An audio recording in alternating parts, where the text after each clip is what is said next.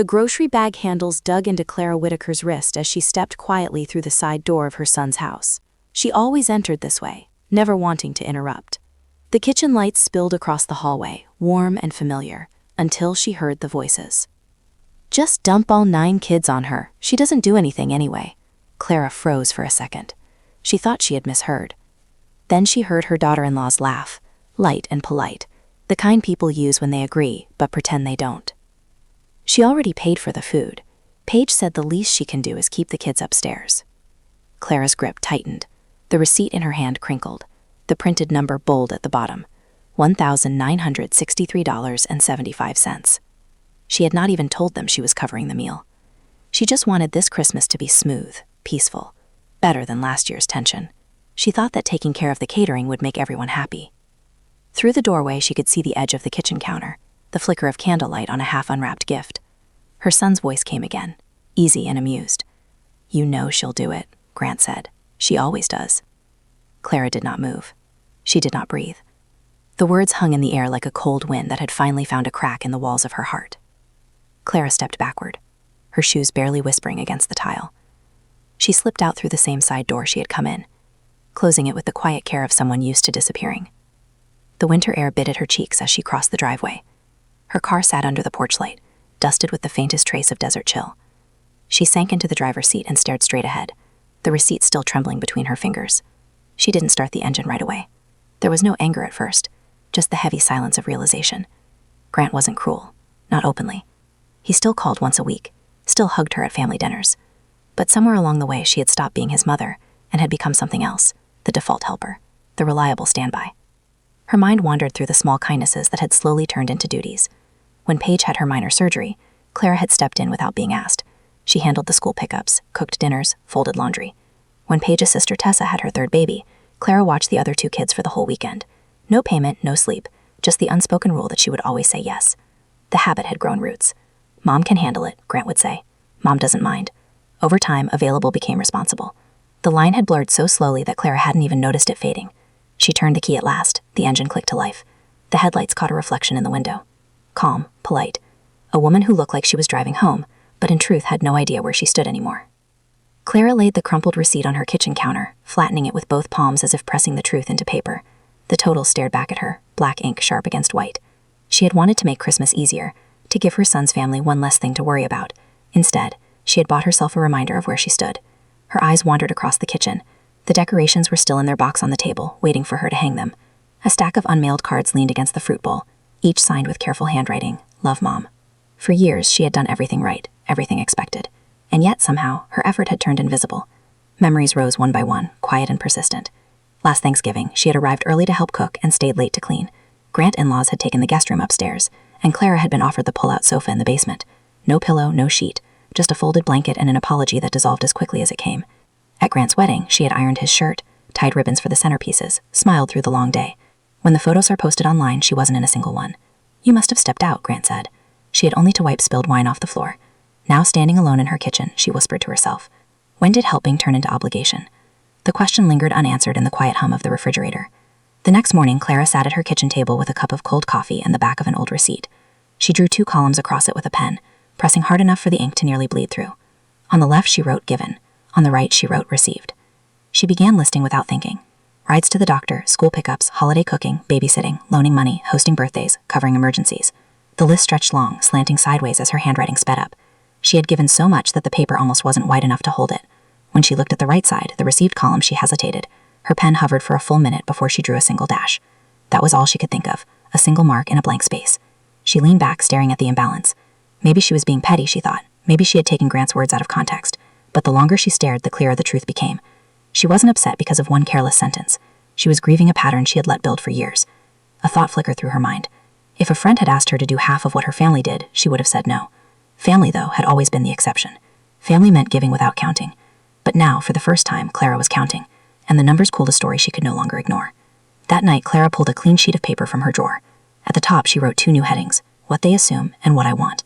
The kitchen clock ticked softly in the background as she started filling in the first column. They assume I don't mind babysitting. They assume I have nothing better to do. They assume I'll always pay if it helps them. They assume my time isn't valuable. They assume I don't need rest. When she switched to the second column, her hand slowed. I want to be invited, not assigned. I want to sit at the table, not serve it. I want to enjoy my family, not manage it. I want to be seen, not used. I want peace. She looked at both sides of the page. It wasn't anger that filled her chest. This time, it was clarity. For years, she had waited for someone to notice her exhaustion, to offer what she freely gave. But people rarely recognize boundaries you never set. The truth felt simple, almost embarrassingly so. She had trained everyone to treat her this way. Every quiet yes, every tired smile, every "it's fine, I'll handle it," had built the life she now wanted to escape. Clara read her list again, tracing each word with her finger. Then she whispered, "I can help if I want to, not because I have to." It wasn't a declaration, it was a beginning.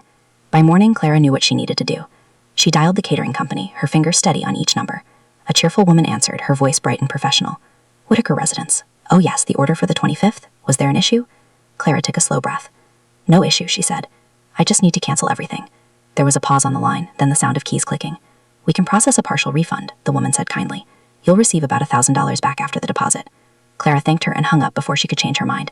For a long moment she sat at the table listening to the quiet hum of her refrigerator. The world didn't fall apart. The sky didn't darken. Nothing happened. And yet everything had shifted. It felt like unclenching a fist that had been tight for years. Afterward, she pulled a single sheet of stationery from a drawer and wrote one sentence in careful cursive. "No one else defines your worth." She folded it neatly, slid it into an envelope, and addressed it to herself. When she dropped it into the mailbox outside, she smiled faintly at how strange and small the act seemed, and how freeing it felt. Inside, her kitchen looked the same, but the air had changed. The space felt wider somehow, as if she had opened a window that had been painted shut for too long. That afternoon, Clara pulled her small gray suitcase from the closet. Not the big one she used for family trips, just enough space for jeans, a sweater, her favorite mug, and the paperback she never finished. She opened her laptop and booked a room at a quiet roadside mall near Las Cruces, halfway to Valerie Monroe's ranch. She left the receipt on the counter and set her phone face down beside it. For a moment she considered leaving a note, but she didn't owe explanations anymore. Instead, she turned the phone completely off. No vibration, no silent mode, just off. The stillness that followed felt like exhaling for the first time in years. As she drove, the desert unfolded in wide stretches of gold and rust. The road shimmered under the low winter sun, and with each passing mile, she felt something inside her untangle. She didn't turn on music, she didn't call anyone, she just drove. Somewhere near the state line, a memory surfaced. Grant, at 8 years old, carrying a chipped mug of tea to her bedside, proud of his independence. "Careful, it's hot," he'd whispered. That boy had once looked up to her.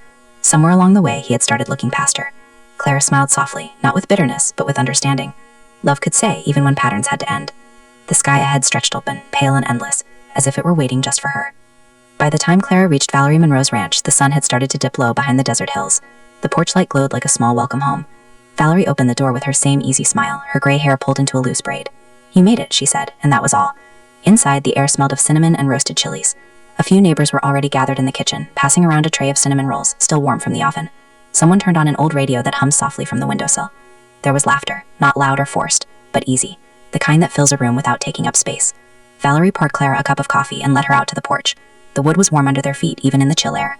They sat together, watching the horizon fade from orange to violet. No one asked about her family, no one expected her to explain herself. The quiet was kind, not heavy. When dinner came, there were mismatched plates and folded paper crowns from a neighbor's drawer. They ate slowly, trading stories about burnt turkeys and failed cookie batches. Every laugh felt like a stitch repairing something torn.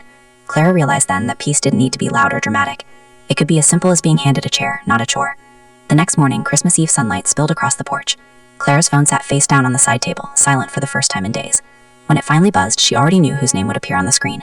Grant. She stared at it for 3 full rings before she picked up. His voice came sharp, already impatient. "Mom, where are you?" Clara took a sip of coffee before answering. "Not at home," she said calmly, "and not with you." "What does that mean?" he demanded.